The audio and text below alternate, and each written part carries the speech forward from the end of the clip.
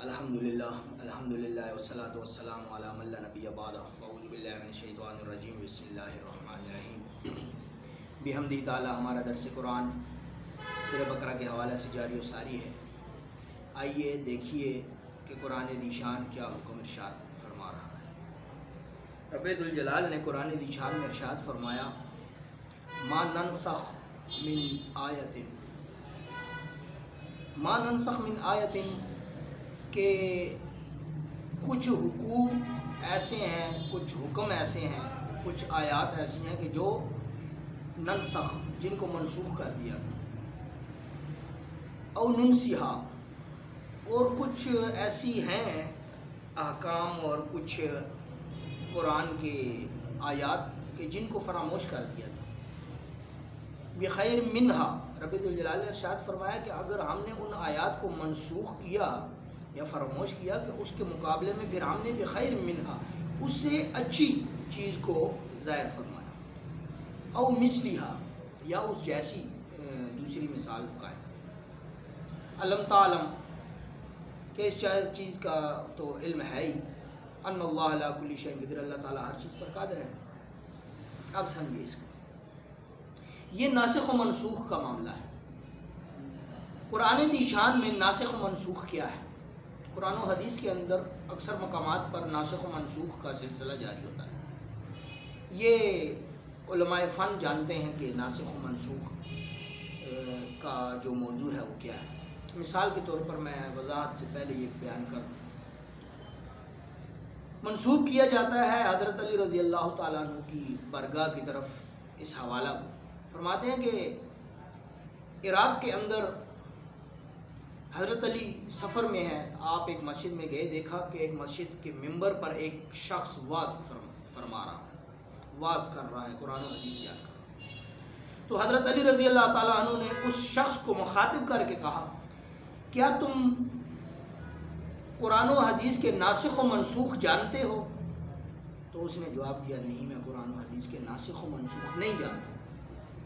تو حضرت علی رضی اللہ تعالیٰ عنہ نے ارشاد فرمایا کہ جو شخص قرآن کے ناسخ و منسوخ نہیں جانتا تو پھر اس کو ممبر پر بیٹھنے کی اجازت نہیں ہونی چاہیے، کہ قرآن و حدیث کو بیان کرنے کے لیے اتنا علم ہونا چاہیے کہ اس کو قرآن کے ناسخ و منسوخ کی خبر ہو۔ جس کو ناسخ و منسوخ کی خبر نہ ہو، اس علم کی خبر نہ ہو، وہ حضور کے ممبر پر بھی نہ بیٹھے، وہ قرآن و حدیث بیان بھی نہ کرے۔ دور حاضر کے اندر دیکھ لیں، ایسے لوگ قرآن و حدیث کے احکام پر بحث کر رہے ہوتے ہیں کہ جن کو قرآن کے ناسخ و منسوخ پتہ بھی نہیں ہوتا،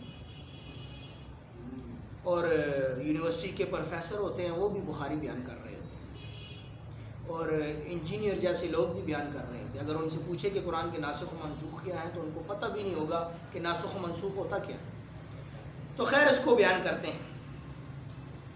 ما ننسخ من آیت او ننسیہا، ناسخ سے مراد بھولنا بھی ہے، اور ننسخ سے مراد فراموش کرنا یا چھوڑ دینا۔ اس کے بہت سارے معنی جو ہیں وہ مفسرین نے بیان کی ہیں، اس پر بھی وقت اجازت نہیں دیتا کہ طویل بحث کی جائے۔ قرآن ذی شان میں متعدد مقامات پر ناسخ و منسوخ کا سلسلہ رہا کہ کچھ احکام ایسے تھے کہ جو ناسخ تھے پہلے، پھر اس کے مقابلے میں جب دوسرا حکم آیا تو جو پہلا ناسخ تھا وہ منسوخ ہو گیا، وہ حکم اس کے مقابلے میں ایک ناسخ اور آ گیا، تو جو پہلے والا ناسخ تھا وہ منسوخ ہو گیا، اور جو بعد میں حکم آیا وہ ناسخ ہو گیا۔ یعنی ناسخ سے مراد وہ ہے کہ جس پر عمل کیا جائے گا، اور منسوخ وہ ہوگا کہ جس کو چھوڑ دیا جائے گا۔ اب منسوخ کی جو قسم ہے وہ عبارت کے حوالے سے بھی ناسخ و منسوخ ہوتا ہے، احکام کے حوالے سے بھی ناسخ و منسوخ ہوتا ہے۔ اب اس پر سمجھانے کی کوشش کرتا ہوں۔ جیسے ایک حکم ہے کہ عبارت کے حوالے سے عبارت کیسے منسوخ ہوتی ہے؟ مثال یہ ہے کہ اگر کوئی بوڑھا شخص اور بوڑھی عورت وہ آپس میں زنا کریں تو اب یہ عبارت یہ ہے کہ ان دونوں کو قتل کر دیا جائے۔ اب یہ عبارت ہے، لیکن اس عبارت کو منسوخ کر دیا گیا. اور اس کے حوالے سے ایک اور بیان کر دوں مثال کے حوالے سے کہ عبارت یہ ملتی ہے کہ اگر ایک شخص کے پاس 2 وادیاں سونے کی ہوں، یعنی اتنی دولت ہو جائے کہ 2 وادیاں بھر جائیں، تو وہ پھر بھی اس کی لالچ ختم نہیں ہوگی، وہ کہے گا کہ تیسری وادی بھی مجھے دولت کی مل جائے.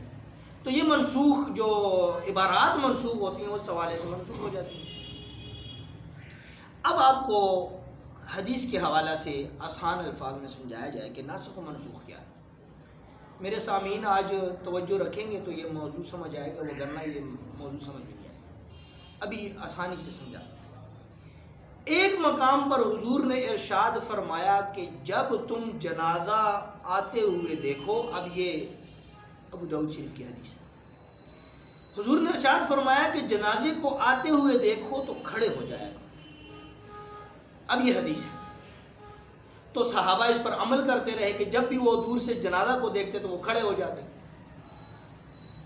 آج بھی کچھ لوگ اس حدیث پر عمل کرتے ہیں. آپ اندازہ کریں جب جنازہ جا رہا ہوتا ہے کچھ لوگ موٹر سائیکل سے اتر کر کھڑے ہو جاتے ہیں، کچھ لوگ گاڑی میں بیٹھے ہوتے ہیں وہ گاڑی سے نکل کر کھڑے ہو جاتے ہیں، وہ اس حدیث پر عمل کرتے ہیں، جبکہ یہ حدیث جو ہے یہ منسوخ ہو چکی ہے. اب پہلے حکم یہ تھا کہ جنازے کو آتے ہوئے دیکھو تو کھڑے ہو جاؤ. پھر کچھ عرصے کے بعد صحابہ موجود ہیں، حضور بھی موجود ہیں، جنازہ آیا، صحابہ جب کھڑے ہونے لگے تو حضور نے منع فرما دیا کہ نہیں بیٹھے رہو. تو اب جو پہلی حدیث تھی وہ ناسخ تھی اس وقت تک کہ اس کے مقابلے میں دوسری حدیث نہیں آئی جو اس کو منسوخ کرے. اب ابو داؤد کے اندر یہ دوسری حدیث ہے کہ جب دوسرا حکم حضور کا آ گیا تو وہ جو پہلا حکم تھا وہ ناسخ سے منسوخ ہو گیا، اور جو بعد کا حکم آیا وہ ناسخ ہو گیا. یعنی اب جو پہلا منسوخ ہو گیا وہ حدیث تو قائم رہے گی لیکن اس پر عمل نہیں کیا جائے. اس کے مقابلے میں جو دوسرا حکم بعد میں حضور نے منع فرما دیا اب حکم اس پر. اس کو کہتے ہیں ناسخ و منسوخ. اب قرآن کے جو ناسخ و منسوخ ہے اس کے بارے میں یہ ہے کہ حدیث مبارکہ میں آتا ہے کہ جب قرآن کی آیات منسوخ ہوئیں تو رب نے ان کو بھلا دیا، وہ بھول جاتی تھی. حدیث مبارکہ میں ہے کہ 2 شخص حضور کی بارگاہ میں آئے اور انہوں نے ایک سورت رسول اللہ صلی اللہ علیہ وسلم سے سیکھی اور اس کو یاد کی. کچھ دن کے بعد ان دونوں سے وہ سورت بھول گئی اور وہ دونوں حضور کی بارگاہ میں حاضر ہو گئے. حاضر ہو کے کہتے ہیں یا رسول اللہ وہ جو ہم نے آپ سے سورت سیکھی تھی وہ ہم سے بھول گئی. تو وہاں پر رسول اللہ صلی اللہ علیہ وسلم نے ارشاد فرمایا کیونکہ وہ جو الفاظ تھے وہ منسوخ ہو گئے اسی لیے رب نے تم سے بھلا دیا. اور رسول اللہ صلی اللہ علیہ وسلم رات کے وقت آپ پر وحی آتی لیکن دن کو جب وہ منسوخ ہو جاتی تو رب ذوالجلال کی طرف سے آپ کے قلب مبارک اور ذہن مبارک سے وہ بھلا دیا. اس کے مقابلے میں پھر آخری پارے کے اندر سورہ اعلیٰ 30واں پارہ سورہ اعلیٰ کے اندر آیت نمبر 6 آپ دیکھیں سَنُقْرِئُكَ فَلَا تَنْسَىٰ. وہاں پر رب نے ارشاد فرمایا کہ ہم آپ کو ایسی آیات دیں گے جو آپ بھولیں گے نہیں. جب یہ منسوخ آیات ختم ہوئیں تو اللہ نے فرمایا سَنُقْرِئُكَ فَلَا تَنْسَىٰ کہ اب آپ کو وہ حکم عطا کیے جائیں گے، وہ آیات عطا کی جائیں گے جو آپ بھولیں گے نہیں، کیونکہ جو بھولنے والی تھی وہ منسوخ تھی. اب یہ ایک طویل اور وسیع ایک علم ہے ناسخ و منسوخ.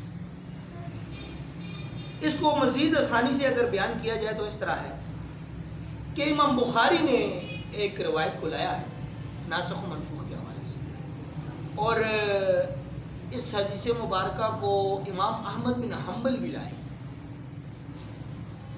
امام احمد بن حنبل نے بھی اس کو بیان کیا اور امام بخاری نے بھی بیان کیا ناسخ و منسوخ کے حوالے سے. فرماتے ہیں کہ ناسخ و منسوخ کیا ہے. حضرت عمر رضی اللہ تعالیٰ عنہ اس حدیث کے راوی اور ایک اور مقام پر حضرت ابن عباس اس کے راوی. فرماتے ہیں کہ حضرت عمر ارشاد فرماتے ہیں کہ رسول اللہ صلی اللہ علیہ وآلہ وسلم کے بعد ہم نے اگر قرآن کے علم پر گرفت دیکھی تو حضرت علی رضی اللہ تعالیٰ آپ کو قرآن کے علوم پر ناسخ و منسوخ پر اور احکام کے اندر جو گرفت آپ کو جو ملکہ آپ کو حاصل تھا وہ اور کسی کو حاصل نہیں. اور حضرت ابی یہ بھی قاری تھے، بہت اعلیٰ قرآن لیکن حضرت عمر فرماتے ہیں، اور روایت لی کہ انہوں نے امام بخاری نے اور امام احمد بن حنبل نے حضرت عمر کے حوالے سے فرماتے ہیں کہ حضرت عمر یہ ارشاد فرماتے ہیں کہ جب احکام کے حوالے سے ہم تعلیم حاصل کرتے تو ہم رجوع حضرت علی کی طرف کرتے، لیکن حضرت ابی کی طرف نہیں کرتے۔ اس کی وجہ کیا تھی؟ وہ فرماتے ہیں کہ چونکہ حضرت علی قرآن کے ناسخ و منسوخ پر دسترس اور ملکہ حاصل تھا، آپ قرآن کے ناسخ بھی جانتے، منسوخ بھی جانتے، جبکہ اس کے مقابلے حضرت ابی جو تھے وہ قرآن کے ناسخ کو بھی انہوں نے یاد رکھا ہوا تھا، اور جو منسوخ ہو چکا تھا اس کو بھی یاد رکھا تھا۔ تو جب ان سے یہ کہا جاتا تھا جو منسوخ ہے ان کو چھوڑ دیا جائے، تو وہ کہتے تھے نہیں کہ میں نے رسول اللہ سے سنی ہے، چاہے یہ منسوخ ہیں میں ان کو تلاوت کروں۔ تو سمجھ میں کیا آیا کہ یہ ایک علم ہے قرآن کا ناسخ و منسوخ، کہ اس کے اندر انسان غور و فکر کرے، اور یہ بہت عالمانہ اور محققانہ کلام ہے کہ قرآن کے ناسخ و منسوخ جاننا ہر عالم کے بس کی بات بھی نہیں، اور متوسط درجے کے علماء کو اس چیز کی خبر بھی نہیں ہوتی، اور یہ ضروری بھی ہے، اس کے بغیر قرآن کے احکام کو جاننا بہت مشکل ہوتا ہے۔ تو اس پر اب میں کچھ دلائل ایسے بیان کر دیتا ہوں کہ ناسخ و منسوخ، پہلے عبارت کے حوالے سے 2 دلیلیں میں پیش کر چکا ہوں کہ ایک وہ عبارت کہ اگر بوڑھا اور بوڑھی عورت آپس میں زنا کریں تو دونوں کو سنسار کیا جائے، اور دوسرا وہ ہوس والی جو تھی، 2 عبارت کے حوالے سے دلائل دیے، 2 احادیث مبارکہ کے حوالے سے دلائل دیے۔ اب کچھ دلائل سنیے عام لوگوں کے لیے، کہ جو عام فہم لوگ ہیں وہ سمجھیں کہ یہ ناسخ و منسوخ کا مطلب کیا ہے اور اس کا مفہوم کیا ہے۔ مفہوم کلام یہ ہے کہ آپ غور کیجیے، حضرت آدم علیہ السلام آپ نے اپنے ہی بیٹے اور اپنے ہی بیٹی کا آپس میں عقد کرایا، یعنی نکاح کرایا۔ اب یہ چیز حضرت آدم علیہ السلام اور ان کے لیے یہ ناسخ تھی، یعنی کہ اجازت تھی، یہ حکم تھا کہ وہ اپنے بیٹے اور اپنی ہی بیٹی کا نکاح کراتے، لیکن ایک وقت تک یہ سلسلہ چلا، اور پھر یہ جو حکم تھا ناسخ، یہ ناسخ ہو گیا منسوخ، اور اس ناسخ کی جگہ پر ناسخ دوسرا جو آیا وہ یہ ہے کہ اب بہن اور بھائی کا آپس میں نکاح نہیں ہو سکتا۔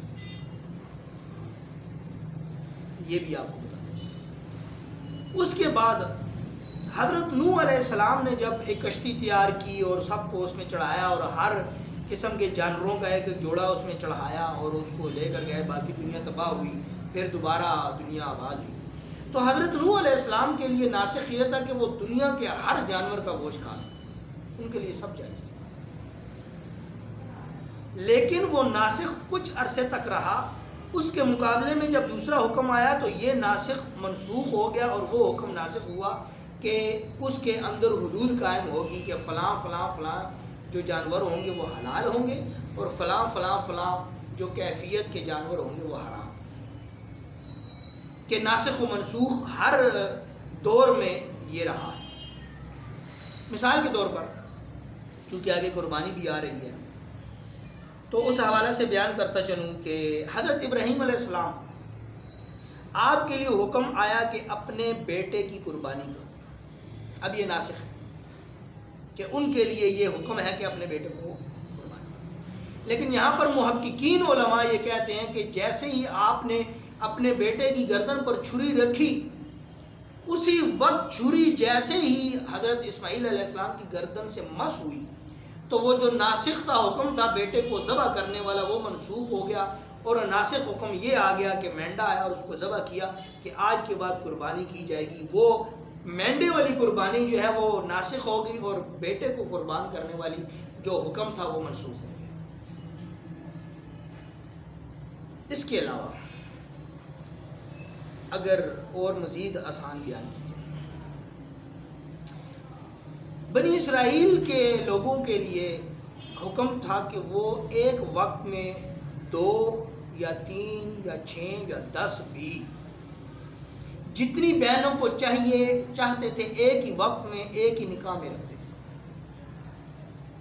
بنی اسرائیل کے، کہ ایک ہی وقت میں وہ 2 3 5 7 بہنوں کو اکٹھا ان سے نکاح کر لیتے اور ان سب کو اکٹھا ہی رکھتے۔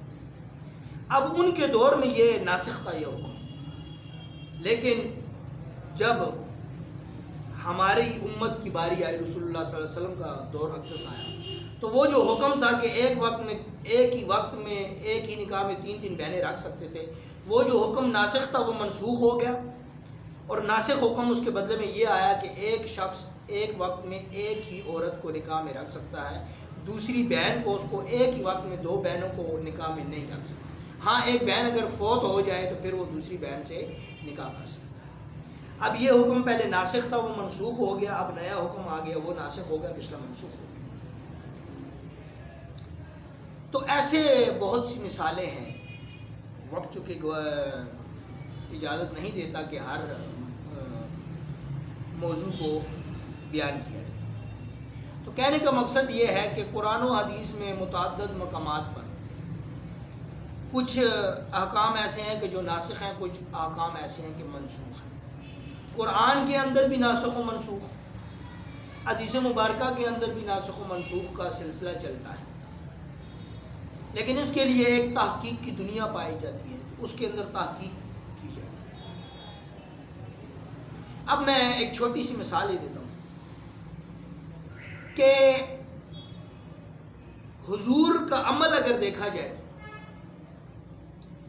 تو کچھ مقامات پر رسول اللہ صلی اللہ علیہ وسلم نے غسل شریف فرمانے کے بعد جسم کو کپڑے سے خشک کیا،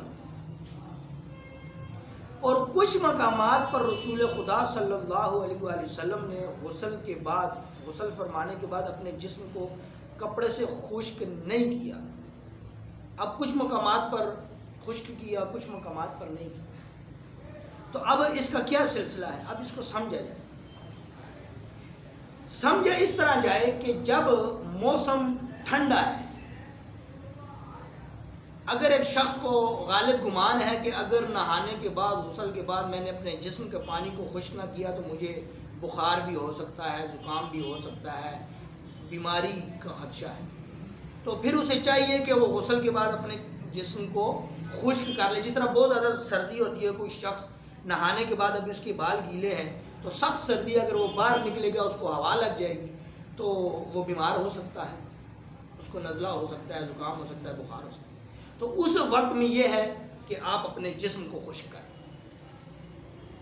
اور جیسے کہ اب کا موسم ہے، سخت گرمی ہے، تو اگر وہ کوئی شخص نہا لیتا ہے اور اپنے جسم کو خشک نہیں کرتا، اس نیت سے نہیں کرتا کہ تھوڑی دیر جسم پانی سے تر رہے گا اور ٹھنڈا رہے گا، اور ٹھنڈی ہوائیں جب چلتی ہیں تو وہ اور مزید جسم کو خوشگوار طبیعت کے حوالے سے ظاہر ہوتا ہے، تو وہ خشک نہ کرے۔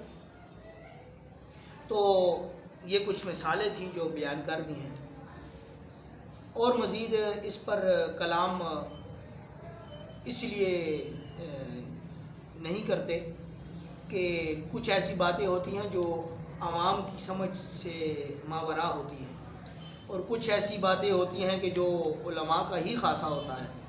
تو یہ تحقیقیں اور یہ جو معاملات ہیں یہ علماء محققین کے ان کا خاصہ ہے، محدثین کا خاصہ ہے، مفسرین کا، اور جو تحقیق کرنے والے فقہاء ہیں ان کا خاصہ ہے۔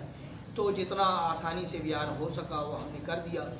تو دعا ہے رب ذوالجلال ہمیں قرآن دی شان سمجھنے کی توفیق عطا فرمائے۔ وما توفیقی الا باللہ۔